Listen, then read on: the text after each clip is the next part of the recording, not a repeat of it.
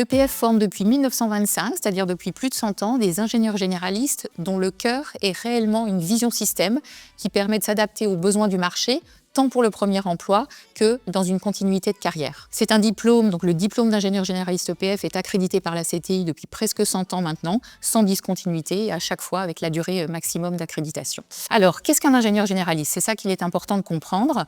Un ingénieur généraliste, c'est un ingénieur qui a une vision globale et transversale des systèmes d'ingénierie et qui est en capacité de relier les différentes disciplines entre elles. Quel est l'avantage pour l'apprenant? Ça lui permet une spécialisation plus progressive. C'est un profil d'ingénieur qui est particulièrement apprécié par les entreprises pour sa polyvalence et son adaptabilité.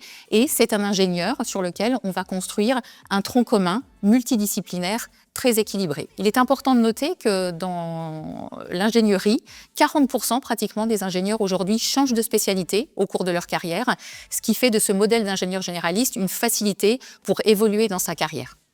Alors, comment intégrer ce diplôme d'ingénieur généraliste EPF? Très simplement, toutes les formations EPF sont intégrées sur la plateforme nationale Parcoursup. Pour intégrer ce diplôme, vous allez passer les modalités de sélection du concours à venir qui vont vous amener à intégrer cette formation sur l'un des 4 campus de l'EPF, Paris-Cachan, Troyes, Montpellier ou Saint-Nazaire. Au sein du concours à venir et dans Parcoursup, vous allez trouver une ligne spécifique réservée aux jeunes femmes de terminale de bac général pour intégrer ce parcours, qui est un concours réservé aux femmes que l'EPF a ouvert l'année dernière dans le cadre d'un certain nombre d'actions liées à la féminisation des cursus ingénieurs. Vous pourrez également intégrer l'EPF en admission parallèle, c'est-à-dire entre la 2e et la 4e année, via le concours Avenir Plus. Enfin, si vous êtes en classe prépa scientifique, et quelle que soit la spécialité, vous pouvez passer les concours post-CPGE et intégrer l'EPF en 3e année. Évidemment, dans son esprit et son ambition de diversité à l'école, l'EPF intègre des étudiants internationaux de toute formation et dans l'ensemble de ces formations. Cette formation est donc une formation en 5 ans qui s'intègre juste après le bac et qui s'articule autour de 2 grands cycles.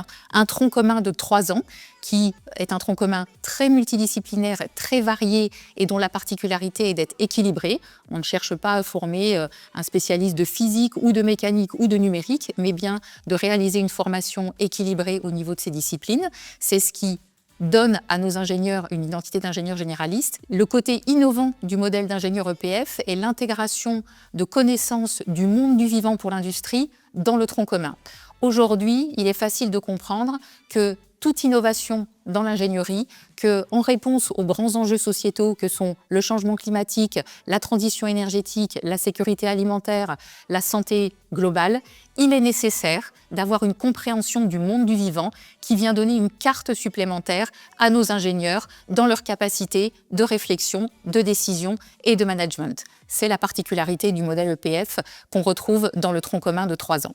Après ce tronc commun de 3 ans, qui est décliné exactement de la même façon sur les 4 campus de l'EPF, chaque élève choisit librement un domaine de professionnalisation qu'on appelle une majeure à l'EPF et qui sont déclinés sur les 4 campus. 10 majeurs sont proposés à l'EPF autour d'une grande variété de secteurs que sont l'aéronautique, l'espace, le numérique, l'environnement, le génie civil, le transport, la santé, tant dans l'aspect données que dans l'aspect biomécanique, la data science, l'intelligence artificielle et bien d'autres. Lors de ce cycle de professionnalisation, les élèves pourront choisir un parcours qui leur est propre, davantage orienté recherche, en finissant par exemple leur parcours par un master recherche qui leur donne accès à une thèse derrière, ou à des projets plus industriels qui sont fournis par nos entreprises partenaires. Au cours de leur 5e année, les élèves pourront également choisir de réaliser un double diplôme en France ou à l'étranger, afin d'obtenir le diplôme EPF ainsi que le diplôme de l'université dans laquelle ils auront passé 1 an.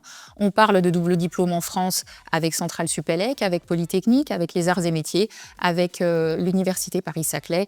En termes de double diplôme étranger, un certain nombre sont proposés en Amérique du Nord, en Asie, en Europe du Nord, Europe du Sud, également Amérique du Sud. On peut citer par exemple Georgia Tech aux États-Unis, on peut citer un double diplôme avec l'Université de Karlsruhe en Europe. Enfin, chaque élève aura la possibilité de réaliser sa fin de parcours, soit sous statut étudiant, la voie classique, soit sous statut apprenti, en réalisant en 4e et en 5e année ce qu'on appelle 2 années en contrat d'alternance avec une entreprise. La pédagogie dans la formation s'appuie sur la cellule d'innovation pédagogique de l'école qui va accompagner les étudiants et les enseignants dans des innovations pédagogiques, sur l'utilisation de formats vidéo, sur surtout et essentiellement une capacité à apprendre par eux-mêmes, ce qui leur donne justement cette adaptabilité attendue quand ils rentrent en entreprise. Au cours de cette formation et sur les 5 ans, les élèves réaliseront 48 semaines de stage en entreprise ou selon leur parcours en laboratoire de recherche pour certains stages.